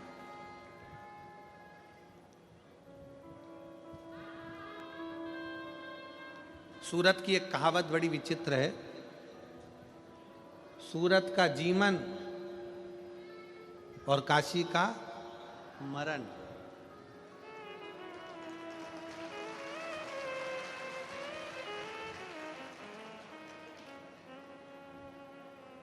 कल हमारे सोमानी जी हमको सुना रहे थे ये कि सूरत का जीवन और काशी का मरण। कहते हैं सूरत में लोग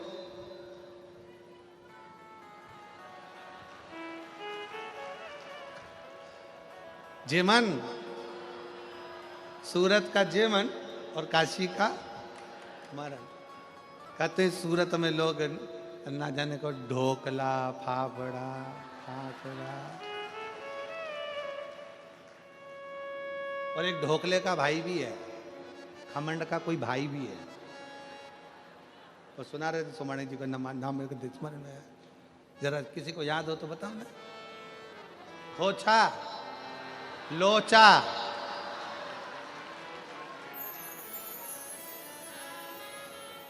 अच्छा लोचा हुआ तो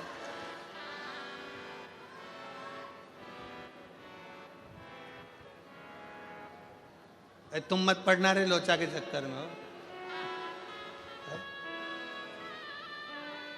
शिव कथा कह रही है, भगवान शंकर का चरित्र कह रहा है। क्यों जाते हैं लोग काशी? कहा मुक्ति पाने के लिए, मोक्ष पाने के लिए। अब किसी ने पूछा कि काशी क्यों जाते हो? तो कहा मोक्ष पाने के लिए। फिर किसी ने पूछा कि शिव पुराण में क्यों जाते हो? तो कहा दुनिया का सारा सुख पाने के लिए।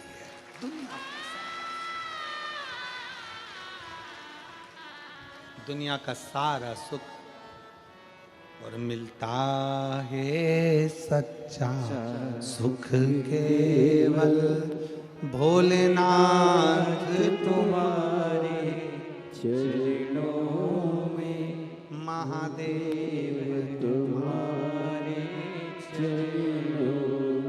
जीवन का सारा सुख शिव जी के चरणों में है।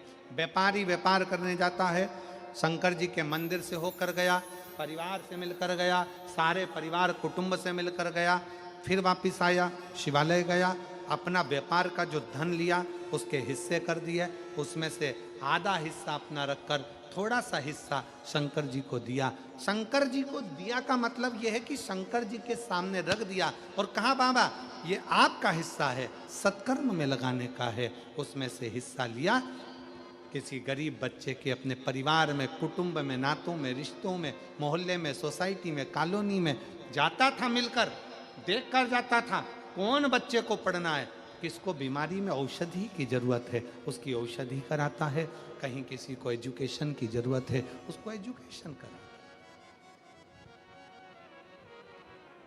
धीरे धीरे धीरे धीरे व्यापारी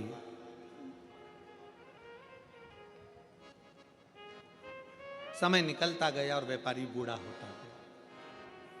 अब व्यापारी ने व्यापार करना बंद कर दिया।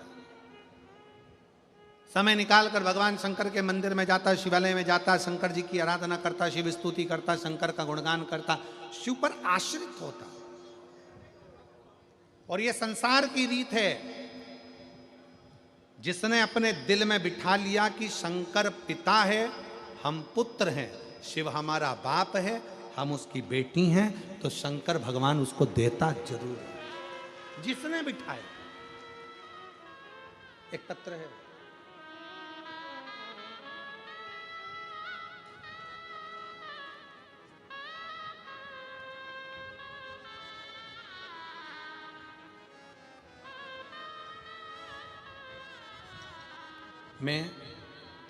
मेरा नाम सो सारिका चेतन सोनी। कहीं बैठी हो सारिका जी? सो सारिका चेतन सोनी। मैं अहमदाबाद गुजरात की रहने वाली हूँ। मेरा मोबाइल नंबर ये है। भोले बाबा का क्या वर्णन करूँ गुरुदेव। मेरी शादी को 10 साल हो गए थे, लेकिन मुझे संतान का सुख नहीं था। मेरे परिवार के लोगों ने हर तरह का इलाज करवाया, लेकिन कोई फर्क नहीं पड़ा। एक बार लेप्रोस्कोपी कराई, दोबारा IVF करवाया, लेकिन हर बार इलाज फेल हुआ। निराशा हाथ लगी, शायद मेरी किस्मत में संतान का सुख नहीं है। मुझे जिसने कहा, जहाँ जहाँ बोला मैं वहाँ वहाँ जाकर आई, फिर भी कोई फर्क नहीं पड़ा। लेकिन मेरे भोले बाबा की भक्ति पर पूरा भरोसा हो गया। मुझे किसी ने कहा कि आप गुरुदेव प्रदीप मिश्रा जी शिव महापुराण की कथा का वाचन करते हैं, वह शिव पुराण की कथा पंडाल में जाकर सुनो। तब मैं 3/12/2022 को गुजरात के बड़ौदा शहर में जो कथा हुई थी, बड़ौदा में जहाँ कथा हुई थी उस पंडाल में जाकर मैंने कथा को श्रवण किया। पंडाल की रच को अपने माथे पर लगा लेती, उसकी धूल को अपने पेट पर लगा लेती, भोले बाबा को प्रार्थना करती कि मुझे संतान नहीं है, मैंने सारा इलाज करा लिया पर संतान का सुख नहीं है। पंडाल में जाकर कथा सुनना प्रारंभ करा, बाबा से रोज प्रणाम करती, रोज विनती करती। फिर आई, सफ़ेद आंकड़े की जड़ का प्रयोग करा, पर पहली बार सफ़ेद आंकड़े की जड़ का प्रयोग करा पर फायदा नहीं हुआ। फायदा नहीं हुआ, लेकिन मैंने भोले बाबा पर जल चढ़ाना नहीं छोड़ा। भोले बाबा के प्रति अपना विश्वास डगमगाने नहीं दिया। मैंने तीसरी बार सफ़ेद आंकड़े की जड़ का प्रयोग किया, भोले बाबा के शिवलिंग पर जल चढ़ाना चालू रखा, भोले बाबा पर जल चढ़ाती रही और उस जल को लेकर मेरे पति को भी पिलाया करती और मैं भी उस जल को पी लेती। पति को भी जल पिलाती, मैं भी पी लेती। पशुपतिनाथ का व्रत करना प्रारंभ करा, सीहोर जाकर कंकर शंकर की पूजन करी। मुझे क्या मालूम था कि कंकर शंकर की धरा पर जाना जरूरी है। मैं वहाँ पहुँची, प्रणाम करा, कंकर शंकर की भूमि को नमन करा, झोली पसार कर प्रणाम कर कर आई और बाबा की ऐसी कृपा हुई कि बाबा की कृपा से 3/12/2023 को मेरे घर में संतान ने जन्म बाबा की कृपा से हो गया। नहीं, 23/7/2024 को मेरे घर में संतान ने जन्म ले लिया। मैं बाबा को यहाँ प्रणाम करने के लिए आई हूँ कि 23/7/2024 को मुझे संतान की प्राप्ति हो गई। मैं बाबा को धन्यवाद देने के लिए हूँ। शिव तत्व है।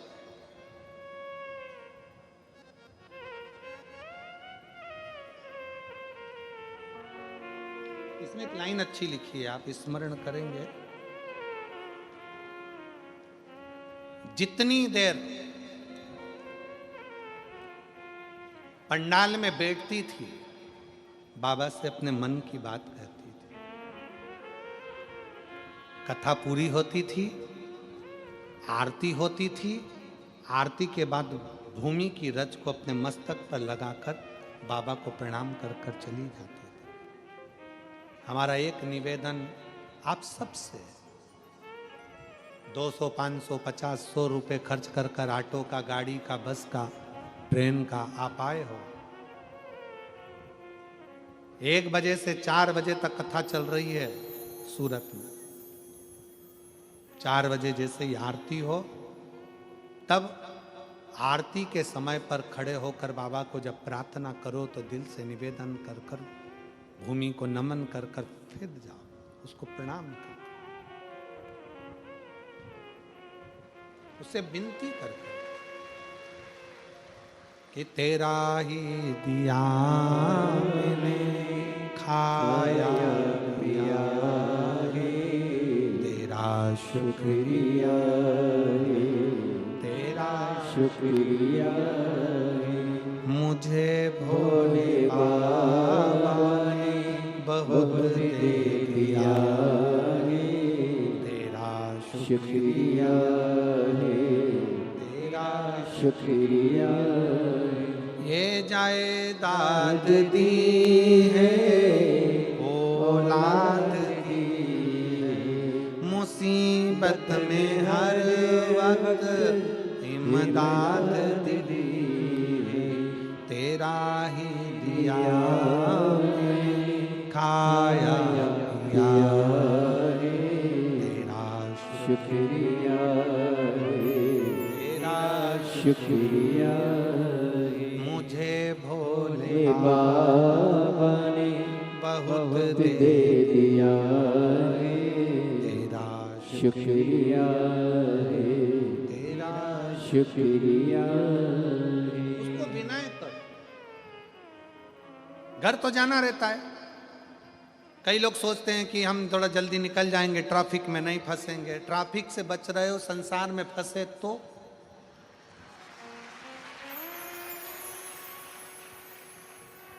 ट्रैफिक का टेंशन है। और कल कथा में कहा था, जो इस शिव महापुराण के ट्रैफिक में फंस गया वो संसार में कभी नहीं फंसता। बाबा उसका हाथ पकड़कर क्लियर कर देता है, रास्ता ही क्लियर कर देता है।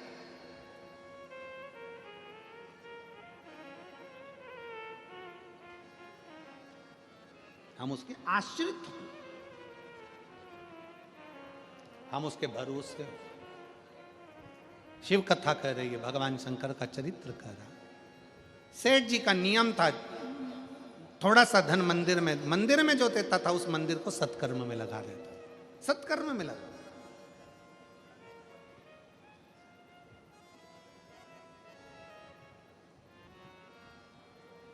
और मिला है सत्कर्म करने के लिए, पूरे सूरत वालों को ये मौका मिला है।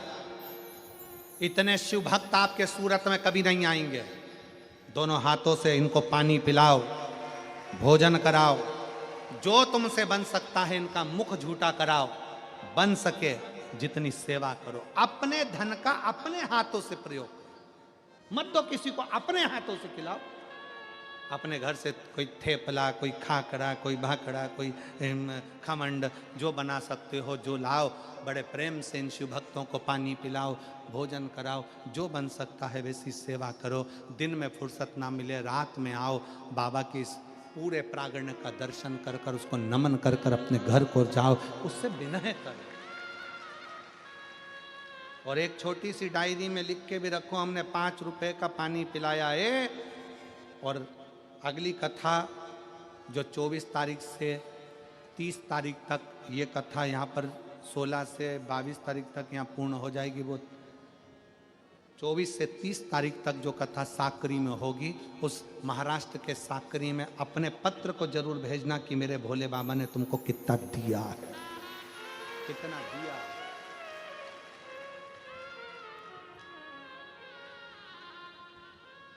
शिव देता है, कुछ नहीं लेता।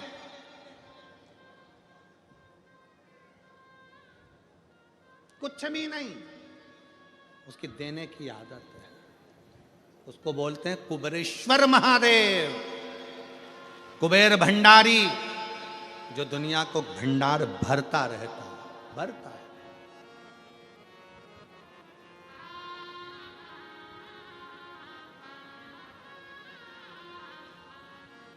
और फिर निवेदन है, व्यापारी ने लगाया, समय निकला, बहू बच्चों ने, परिवार के लोगों ने, बुढ़ापा आता है ना तो धीरे धीरे सारे सब लोग दूरी बना लेते हैं, दूरी। बचपन खेल में खोया, जवानी नींद भर सोया, बुढ़ापा देख कर रोया, सिराने मौत हंसती। बचपन खेल में चले जाता है, जवानी भोग और विलास में चली जाती है, अधेड़ी कमाने में निकल जाती है, और आता है बुढ़ापा, जो दुनिया का सबसे कठिन समय। बचपन में तुम बोले, तुम्हारे माँ बाप ने सुना, जवानी में बोले, पति बोला, पत्नी ने सुना, पत्नी बोली, पति ने सुना, अधेड़ी आई, तुमने बोला, तुम्हारी औलाद ने सुना। पर बुढ़ापा एक ऐसा होता है जिसमें सब बोलते हैं और सुनना तुमको पड़ता है, सुनना तुमको पड़ता। व्यापारी ने व्यापार करना बंद करा, अब उसको कोई सुनता नहीं, कोई जानता नहीं, वो अकेला पड़ गया। शंकर के मंदिर जाता, शिव की आराधना करता, भक्ति करता। एक दिन पार्वती जी बोल दी भगवान शिव से, प्रभु ये बूढ़ा हो गया, आपका भक्त है,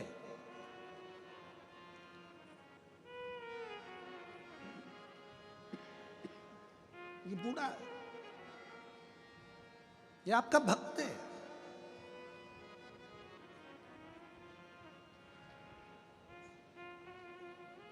नाथू द्वारा में श्री जी बाबा, श्रीनाथ जी क्यों आकर बैठे? ये पूरा गुजरात जानता होगा कि नाथ द्वारा में श्रीनाथ जी क्यों बैठे। एक बूढ़ी माँ ठाकुर जी की सेवा करती थी, वो बूढ़ी माँ बुजुर्ग हो गई थी, शरीर से बनता नहीं था। तब यमुना जी ने ठाकुर जी से कहा कि जब ये जवान थी तो तुम्हारी सेवा करती थी, अब ये बूढ़ी हो गई तो तुम सेवा करने के लिए आओ, अब तुम आओ।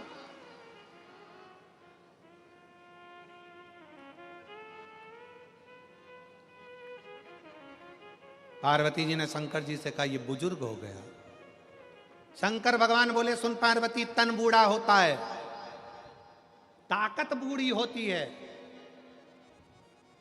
पार्वती, तन बूढ़ा होता है, ताकत बूढ़ी होती है, सत्ता बूढ़ी होती है, वैभव बूढ़ा होता है, पर पार्वती व्यक्ति ने जो कर्म किया है ना, चरित्र व्यक्ति का कभी बूढ़ा नहीं होता, वो बूढ़ा नहीं होता। पार्वती, अभी तक इसने अपने परिवार को जो करा था वो अपनी जगह छोड़, अब तू देख, अकेला आकर बैठा, जिसकी वो औषधि कराता था वो बुजुर्ग सामने आकर बैठ गए। काका जी कैसे हो? अकेले बैठे हो, आया करो घर। धीरे धीरे धीरे धीरे जिनकी सेवा उसने करी थी उन्होंने उसकी सेवा करना प्रारंभ करा।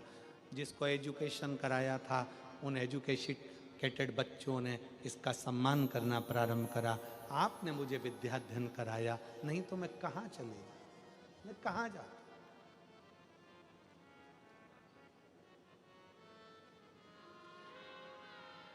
मैं कहाँ जा।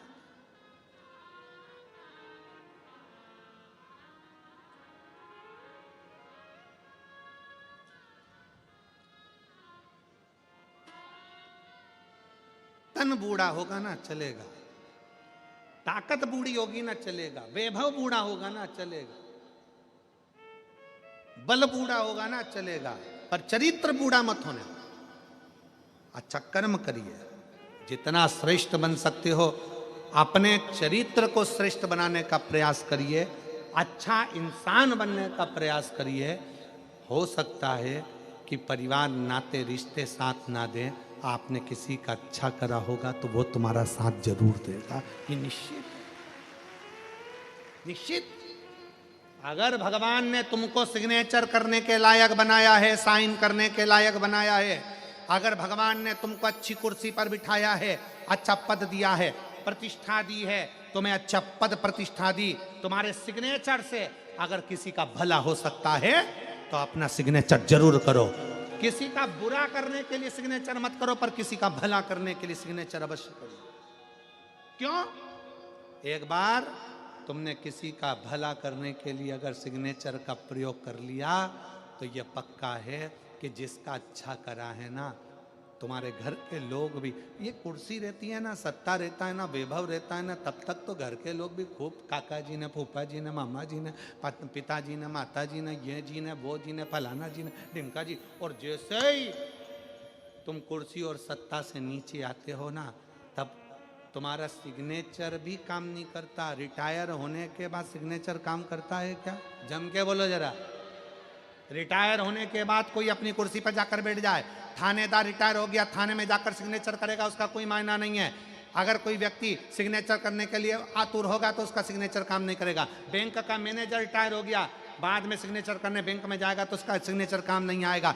जिस समय कुर्सी पर हो उस समय अपने पद के साथ अहंकार को दूर करो और प्रयास करो कि किसी का भला हो सके। प्रयास करो किसी का भला हो सके। तुमने जिसका भला करा है, कुर्सी जाने के बाद कोई पूछे चाहे ना पूछे, पर किसी का तुमने भला करा है, वो पूरे मरते दम तक तुम्हारा साथ नहीं छोड़ता, तुम्हारा सम्मान करता, आदर करता, सत्कार करता। और मत बुरे कर्म कर बंदे, वरना पछताएगा, भगवान की आंखों से तू बच नहीं पाएगा, तू बच नहीं पाएगा। अरे ओ ज्ञानी मत करना दानी, तेरे कर्म का फल भी तू ही पाएगा, जैसा किया तूने तेरे आगे आएगा। मत बुरे कर्म कर बंदे, वरना पछताएगा, भगवान की आंखों से तू बच नहीं पाएगा, तू बच नहीं पाएगा। दुनिया के लोग अपनी कथा में कहते होंगे कि स्वर्ग जाओगे, नरक जाओगे, ये वर्णन करेंगे, वो वर्णन करेंगे। शिव महापुराण में वेद व्यास जी ने एक जगह भी नहीं लिखा कि मरने के बाद स्वर्ग जाओगे कि नरक जाओगे। वेद व्यास जी ने इतना जरूर लिखा कि अपने कर्म का भोग इसी संसार में भोगोगे, यहीं पर स्वर्ग है और यहीं पर नरक है। गरुड़ पुराण कहती है स्वर्ग जाने का, नरक जाने का, भोगने का। सारी पुराणे कहती हैं, भागवत में भी वर्णन आता है कि इतने नरक होते, इतना स्वर्ग का भाव है। सारे पुराण कहेंगे नरक और स्वर्ग का, पर शिव महापुराण नहीं कहती कि तुम नरक जाओगे कि स्वर्ग जाओगे। शिव महापुराण की कथा कहती है अपना कर्म अच्छा करते चलो, अपना कर्म अच्छा करते चलो। जब श्रेष्ठ कर्म करते चलोगे तो यहीं पर, यहीं स्वर्ग है। डनलप के गद्दे पर सो रहे हो, गोदड़ी पर सो रहे हो, रुई के गद्दे पर सो रहे हो, कपास के गद्दे पर सो रहे हो, शिव महापुराण की कथा कहती है अपने घर में अगर तुम रात को आराम से पलंग पर सोते ही तुम्हारी आंखों में नींद आ जाए, खूब चकाचक शोर, सवेरे 6 बजे 5 बजे खुले, तो समझ लेना कि तुम स्वर्ग में हो। और डनलप के गद्दे में एसी के रूम में एक गिलास दूध पीने के बाद बाजू में खुशबू देने वाला परफ्यूम रखा होने के बाद भी रात को नींद की गोली खाकर सोना पड़ रहा है, और तो भी 2:30-3 बजे नींद खुल गई। समझ लेना नरक की जिंदगी जी रहा है, नरक है। चिंता चिंता चिंता चिंता चिंता। रात को 1:30 बजे नींद खुल गई, 2 बजे नींद खुल गई।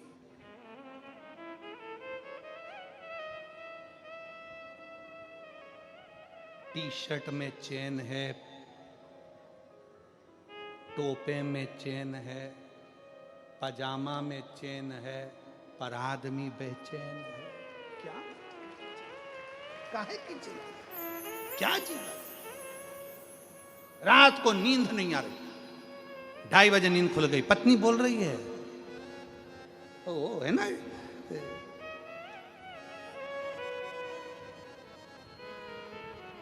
चिंता।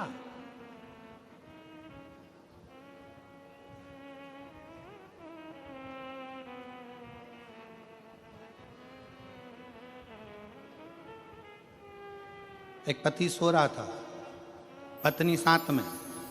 आधी रात को पत्नी की नींद खुल गई, 1:30 बजे रात को उठकर बैठ गई। पति ने पूछा, क्यों तुझे नींद नहीं आ रही? नहीं। क्यों? अपने को एक पप्पू हो गया, वो कहाँ सोएगा। पति बेचारा पलंग पे से थोड़ा सा सरका और पत्नी से कहीं यहाँ सोएगा, अब तू सो जा, मुझे सुबह दुकान जाना है, सो। पत्नी फिर सोई, 2:30 बजे फिर जग गई। पति ने कहा, क्या हुआ? मान लो अपने को एक छोटी सी पप्पी हो गई, बेटी हो गई, तो वो कहाँ सोएगी। पति और सरका, यहाँ सो जाएगी, अब तो सो जा।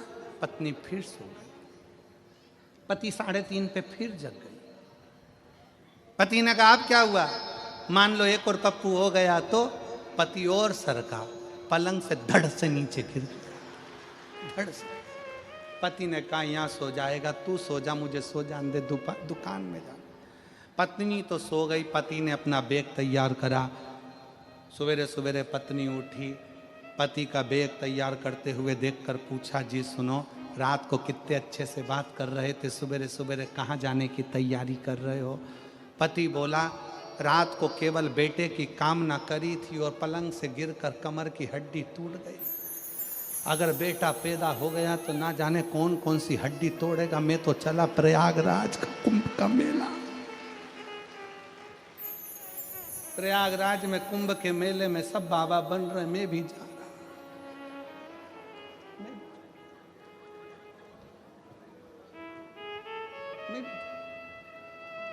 पुत्र की कामना आधी रात की नींद तुड़ा देती है। बच्चों की चिंता आधी रात की नींद तुड़ा देती है। घर में रखा धन आधी रात की नींद तुड़ा देता है। विचार करिए, जरा सा इनकम टैक्स ऑफिसर घर में आकर बैठ जाते हैं तो टेंशन हो जाता है।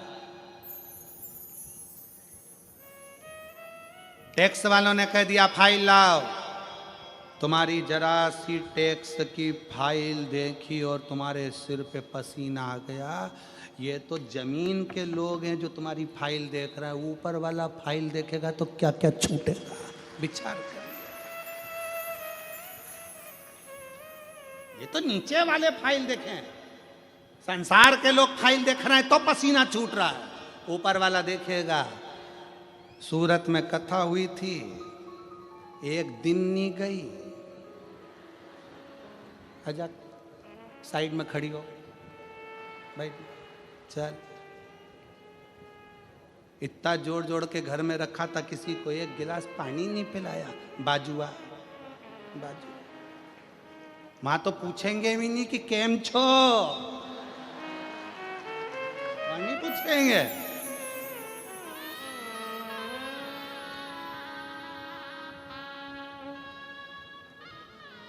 यहां तुम्हारी डिग्री देखी जाएगी कितने पढ़े लिखे हो, कितना धन है, कितना वैभव है, बैंक में कितना बैलेंस है, तुम्हारे पास कितनी फैक्ट्री, कितनी गाड़ी, कितना मकान, कितना बंगला, संसार में तुम्हारी डिग्री देखते हैं।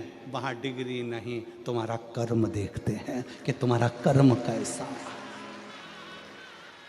नहीं देखेगा, खड़ा होना पड़ेगा, वो नहीं देखेगा, कर्म देखा जाता।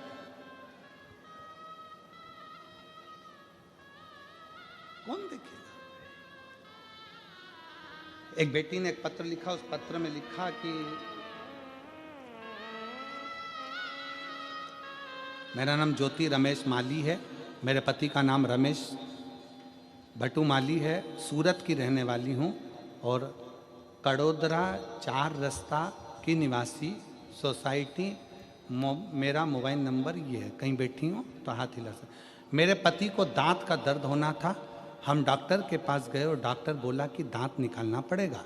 ऐसा बोला, हमने दांत निकलवाने के लिए 15 दिन के बाद जांच करवाया तो डॉक्टर ने बोला कि इनको कैंसर का असर है और हमने रिपोर्ट की है, सीटी स्कैन भी किया।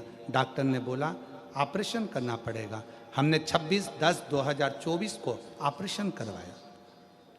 ऑपरेशन होने के बाद डॉक्टर बोले कि इनकी कोई गारंटी नहीं ले सकता, पेशेंट की 24 घंटे बाद बताऊंगा तब हम कुछ बोल पाएंगे। फ़ोन किया, मेरी गली के कुछ आंटी ने बोली, फिर मैंने फ़ोन किया, मेरी गली के कुछ बहनें मानी और उनको बताया कि डॉक्टर ऐसा बोल रहा है। उसने शिवजी पर चढ़ा हुआ बेलपत्र और जल भेजा और मैंने आईसीयू वाले को बताया कि मेरी इतनी मदद करना कि जो बेलपत्र मेरे पति के तकिए के नीचे रख देना और भाई को पानी पिला देना। ऐसे मेरे महादेव की कृपा हुई। मेरे बाबा को मैं क्या वर्णन करूं, मेरे पति 24 घंटे बाद होश में आ गए। फिर भाभी सीहोर गई, रुद्राक्ष लाई, जल दिया। आज बाबा की कृपा से पूर्ण तरह से स्वस्थ हो गए। मैं बाबा को धन्यवाद देती हूँ। अपना कर्म अच्छा था ना, कर्म की श्रेष्ठता के अनुकूल हमें फल प्राप्त होता है।